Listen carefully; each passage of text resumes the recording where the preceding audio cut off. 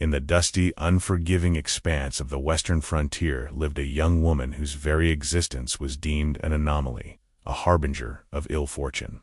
Her name was Alara, and she was an outcast, banished from the only home she had ever known for a single, defining feature: her unusually large, almost misshapen, right foot.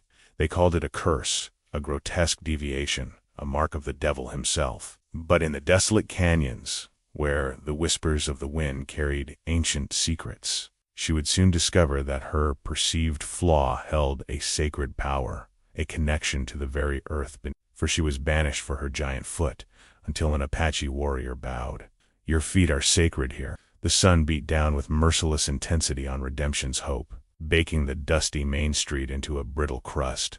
A hush, thick with a mixture of fear and morbid fascination, had fallen over the small crowd gathered before the hastily erected wooden platform. At its center stood Alara, her head held high despite the crimson flush creeping up her neck, her simple homespun dress clinging to her slender frame.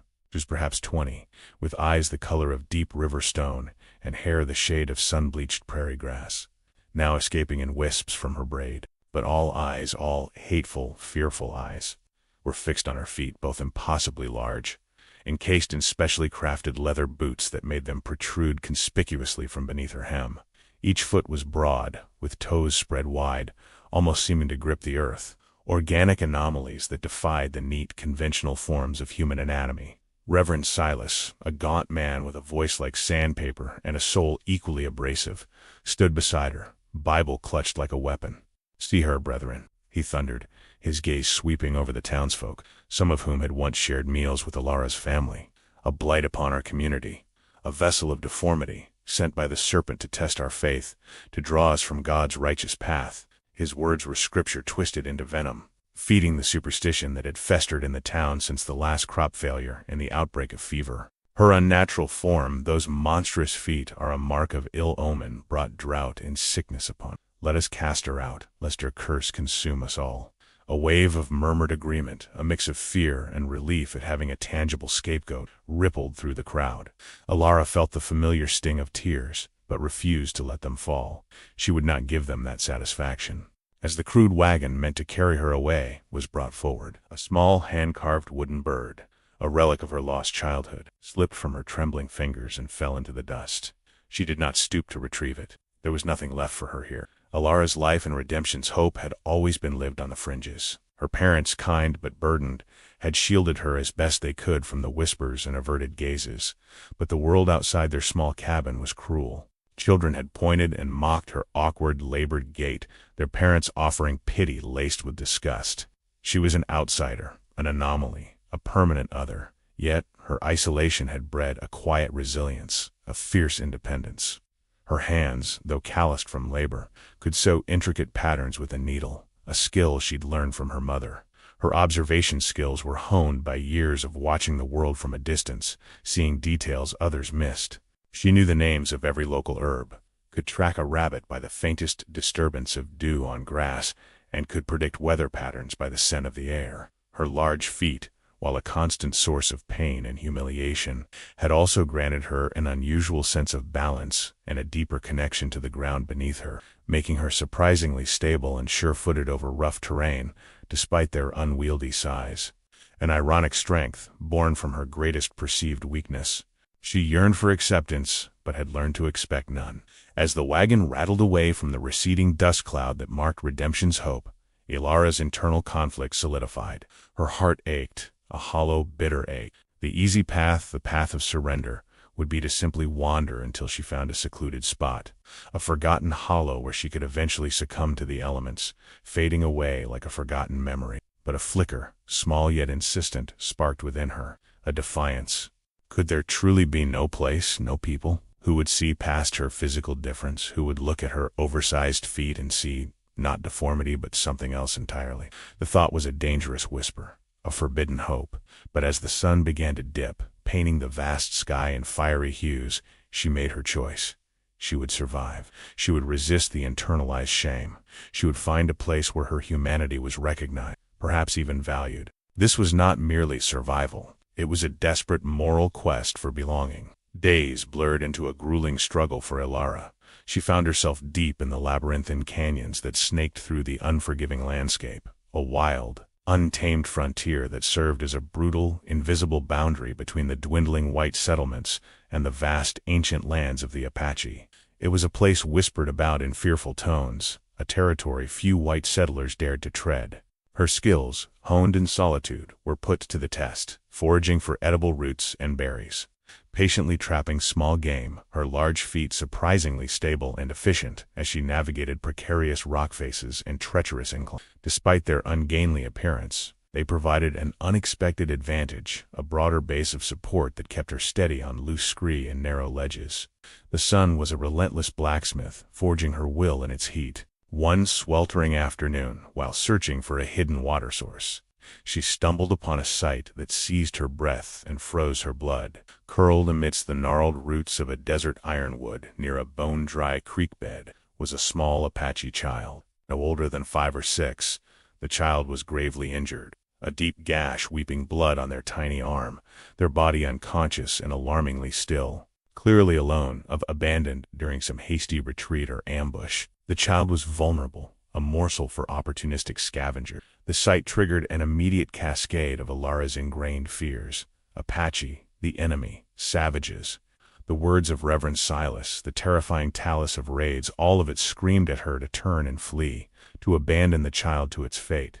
But beneath the layer of fear and learned prejudice, a more primal, profound human instinct stirred. The child was helpless, innocent, and suffering. Alara remembered her own vulnerability, her own desperate longing for a moment of kindness in a world that had offered her none. The raw, desperate humanity of the moment cut through the conditioned biases. She, the outcast, understood the profound agony of being unwanted, of being left to die.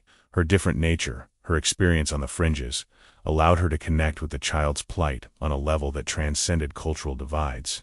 This was the unexpected event that forced her to act, involving a figure considered marginalized by her society. Her mind raced, a whirlwind of calculated risks and gut-wrenching emotions. To help would mean risking everything. Apache retribution for interfering with one of their own, even if she saved them. Or perhaps worse, discovery by white settlers who would undoubtedly see her act as treason, collaboration with the savages. Every fiber of her being, conditioned by years of fear-mongering, urged her to leave. Yet the image of the small, suffering child overrode all logic. She knew the danger, she weighed the perils, but the inevitability of choice due to her nature as an outcast, someone who understood pain, took over. She carefully, painstakingly lifted the child.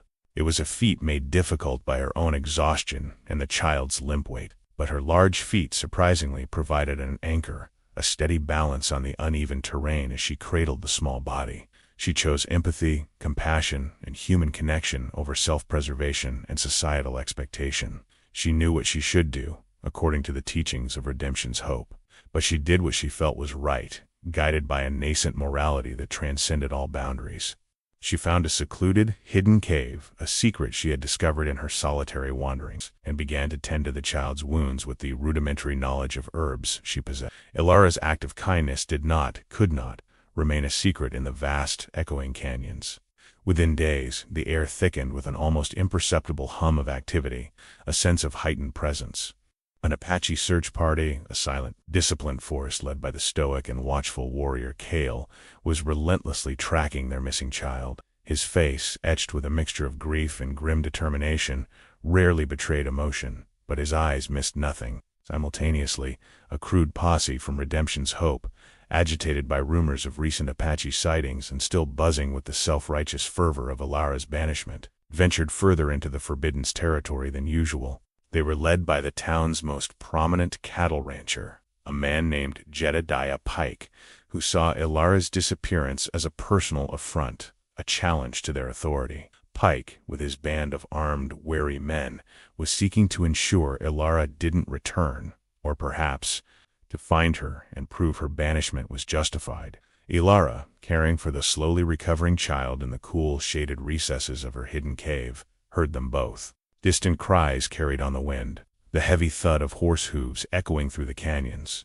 the crackle of a distant campfire. She was now acutely aware of her predicament, a small, vulnerable island caught between two surging tides of hostility. Each force, the white men and the Apache, held a distinct and terrifying threat for her. Her presence with an Apache child, far from being an act of mercy, could easily be interpreted as a grave transgression by either side. She was a target, suspended in a precarious balance of danger. Her days became a tense, silent game of evasion. She moved with Little Owl, as she had named the child, deeper into the honeycomb of caves and crevices, always acutely aware of the twin dangers. The white posse represented the society that had cast her out, now perhaps seeking to punish her further, or to rescue the child from her perceived savagery, a terrifying thought. The Apache warriors, on the other, were an unknown. Fierce, proud, and with a reputation for merciless retribution. Their reaction to a white woman with one of their own was utterly unpredictable. Would it be gratitude, or swift, brutal justice for perceived interference? She found herself caught between a rock and a hard place, a perilous dilemma, facing the very real risk of being killed by the Apache for presumed abduction, or by the white men for perceived collusion. Yet, in this crucible of fear, Ilara's resourcefulness shone. She used her intimate knowledge of the land, her quiet, almost ethereal movements, and her acute senses to evade detection. Her large feet, once a symbol of shame, now seemed to fuse her to the earth, providing an almost primal connection. They allowed her to move silently, surely, over rugged terrain that would have challenged even the most seasoned frontiersman. The broad surface area distributed her weight evenly, preventing loose stones from shifting under her steps. She taught Little Owl to be silent, to hide, to blend into the shadows. And through these shared trials, a powerful, unspoken bond began to forge between them. Little Owl, initially wary, slowly, hesitantly, began to trust Ilara. This trust manifested in small, tender gestures. Little Owl leaning against Ilara while sleeping, their small hand instinctively reaching for hers in the dark, sharing a precious, dried piece of jerky, a silent glance of profound understanding. Ilara, in turn, discovered a deep well of patience she never knew she possessed. She observed Little Owl's quiet resilience, their uncanny ability to find comfort in the simplest things. She began to shed her own ingrained prejudices, seeing only the child's innocence, their profound humanity, their simple need for care. They communicated not through words, but through shared need, small acts of care, and mutual reliance. Ilara discovered that Little Owl's injuries were from a fall during play, not from any attack, further highlighting the baselessness of the town's fears. Through these moments, actions spoke louder than words, and a breaking of prejudices began, as both Ilara and Little Owl started to see the humanity in each other, defying the stereotypes that had long defined their worlds. The tension, stretched thin like a bowstring drawn to its breaking point, finally snapped. Ilara, believing they were safe in a particularly secluded alcove, deep within a labyrinthine canyon system, was suddenly discovered. The air, heavy and still moments before, vibrated with an ominous energy. From one end of the narrow pass, an Apache patrol emerged, silent as ghosts, their faces painted, their eyes keen and unblinking. At their head was Kale, his gaze sweeping the scene with a fierce intensity. Almost simultaneously, from the opposite end, the white posse clattered into view, their horses kicking up dust, their expressions grim and determined. Jedediah Pike, red-faced and puffing, led them, his jaw clenched. They had followed Ilara's unusual footprints, distinctively large impressions that were impossible to mistake, now etched deeply into the soft earth, a telltale trail that led directly to this impossible confrontation. Ilara was caught squarely in the middle, a fragile human shield instinctively thrown around Little Owl, who clung to her, small hands fisted in Ilara's dress. Weapons were drawn on both sides, the metallic glint of rifles and the polished wood of boughs catching the harsh canyon light. Faces were grim, etched with suspicion and animosity. Kale's gaze, unreadable as granite, lingered on Ilara, then on Little Owl, before finally settling, with an almost unnerving deliberation, on Ilara's distinctive feet, both conspicuously large, even within the confines of her worn boots. The white posse, seeing Ilara with an Apache child, immediately jumped to the gravest conclusions. "Collaborator," Pike bellowed, his voice thick with outrage. "Treason, a witch, consorting with savages." They mocked her appearance, their eyes filled with derision at her monstrous feat. All lives were indeed at stake, balanced on the precipice of an inevitable, bloody clash. The very air thrummed with the anticipation of violence. Just as the standoff threatened to erupt, as a nervous finger twitched on a trigger, and a warrior's hand tightened on an arrow. Little Owl, fully recovered and surprisingly composed, stepped out from behind Alara. The child, small but resolute, spoke, not in English, but in a clear, resonant string of Apache words, gesturing first to Alara, then to their own still healing arm, and finally in a sweeping motion that conveyed protection and care. Kale listened, his expression unwavering, absorbing every word. Then his gaze returned to Alara, not to her fearful eyes, but specifically to her large feet. The white posse scoffed, a few cruel snickers rippling through their ranks. Their eyes filled with derision at her deformity, but Kale's gaze was different. It held no disgust, no judgment. Instead, it was filled with profound recognition, an almost ancient reverence. Then, to the utter astonishment of both the Apache and the white men, Kale performed an extraordinary act. Slowly, deliberately, lowered his head. He bowed deeply, formally, before Alara. The gesture was utterly unexpected, a silent thunderclap in the charged atmosphere. Then, in a voice that carried with surprising clarity across the canyon, he spoke. His English was broken, heavily accented, but his words resonated with an undeniable power, shattering the tension and redefining Alara's entire existence. "Your feet are sacred here." The words hung in the air, a profound revelation. They transformed the very meaning of Alara's feet from a mark of shame and banishment into a symbol of spiritual connection and respect. The white posse, utterly dumbfounded, their ingrained prejudices momentarily disarmed by the warrior's inexplicable reverence, exchanged bewildered glances. Pike's mouth hung agape, his face draining of color, his authority challenged and undermined by an act of pure, unadulterated wisdom from a man he considered a savage. Kale, his gaze still fixed on Alara, then explained further, partly through words, partly through a translator from his band, but mostly through the sheer weight of his presence and the conviction in his voice. He spoke of his people's reverence for those connected to the earth, those whose forms were uniquely shaped by the spirits of the land. Alara's feet, far from being a curse, were seen as a blessing, a deep and powerful link to the ancient energies of the canyon, to the very pulse of life that sustained them all. In Apache tradition, those born with such distinctive features were considered chosen by the earth spirits, blessed with the ability to commune with the land itself. The Apache warriors, witnessing Kale's pronouncement and Little Owl's embrace of Alara, slowly, deliberately, lowered their weapons. The white posse, disoriented and shamed by the warriors' unexpected grace and the implicit rebuke of their own harsh judgment, began to slowly retreat. Their bravado deflated, their prejudice momentarily shattered. They melted back into the canyons. The immediate conflict was resolved, not through violence, but through a profound act of cross-cultural understanding and acceptance, a victory of humanity and wisdom over hatred and fear. In the wake of that extraordinary canyon standoff, Alara, once banished and adrift, found not merely acceptance, but a profound reverence among Kale's Apache band. She found a true home, not in the ramshackle cabins of Redemption's Hope, but beneath the vast, open sky, and within the close-knit warmth of a community that saw her not for her differences, but for her strengths. Her unique stability and her intuitive understanding of the land, honed by years of solitary survival and her special connection to the ground through her distinctive feet, were now celebrated assets. She learned their ways, their rhythmic language that echoed the wind and the rivers, their deep spiritual connection to the land that had always called to her. Her feet, once hidden in shame, were now openly displayed, sometimes adorned with intricate beadwork woven by the women, seen not as defects, but as symbols of her profound connection, her spiritual power.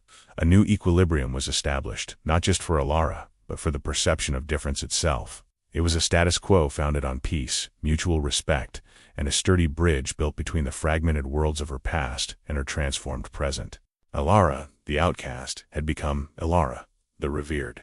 She received rewards she had never consciously sought, yet yearned for all her life: the deep love and unwavering respect of a community, a profound sense of purpose.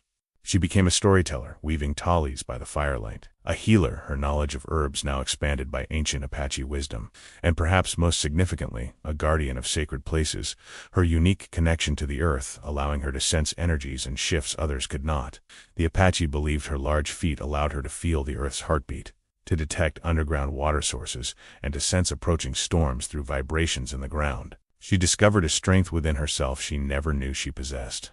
A quiet, formidable power that radiated from her newfound sense of belonging. The Apache children, far from mocking her, were fascinated by her feat. They would gather around her, asking her to tell them their stories, seeing them as wonders, blessings, never flaws. The bitter echoes of her past shame faded, replaced by a radiant self-acceptance and a deep, abiding sense of belonging. The ripple effect of her presence extended beyond the immediate community. While redemption's hope never fully shed its prejudices, word of the warrior's bow and Alara's subsequent acceptance slowly began to filter through the frontier. Some of the white settlers who heard tales of the woman with the sacred feet began, however subtly, to question their own deeply ingrained biases, hinting at a broader, albeit slow, shift in perspective. Years turned into decades. Alara, now an elder, sat among her adopted people, her face etched with the wisdom of the desert, her eyes serene. By the crackling firelight she told stories, her voice soft but resonant, her large feet openly visible, adorned with symbols of her journey and her people. Her tale had become a legend, whispered not only among the Apache, but eventually among the more open-minded white settlers who traversed the plains. It was a powerful saga of how a simple act of kindness, born from the shared pain of being an outcast, could bridge the deepest cultural divides. It spoke of how difference, often feared and condemned, could, in the right light, be a source of extraordinary strength and spiritual power. It taught that true sight came not from the eyes of judgment, but from the open heart of understanding. Alara, who was banished for her giant feat, had found that her true home was forged not by blood or birthplace, but by choice, by empathy, and by the sacred acceptance she discovered in a world that dared to see beyond the visible. Her footprints, once a trail of shame, now marked a path of enduring legacy, a testament to the transformative power of humanity. In the Apache tradition, children born with unusual features were now celebrated rather than feared, and Alara's story became a teaching tale about the sacred nature of difference, ensuring that her legacy of acceptance would endure for generations to come. If this story of Alara's incredible journey from outcast to sacred guardian touched your heart, please let us know in the comments below what moment resonated most with you. Your thoughts and reflections mean the world to us and help us create more powerful stories like this one. If you enjoyed this tale of transformation and the triumph of empathy over prejudice, please give this video a thumbs up and consider subscribing to our channel if you haven't already. We share inspiring stories every week that celebrate the strength found in our differences and the sacred power of human connection. Hit that notification bell so you never miss a story that might just change how you see the world around you.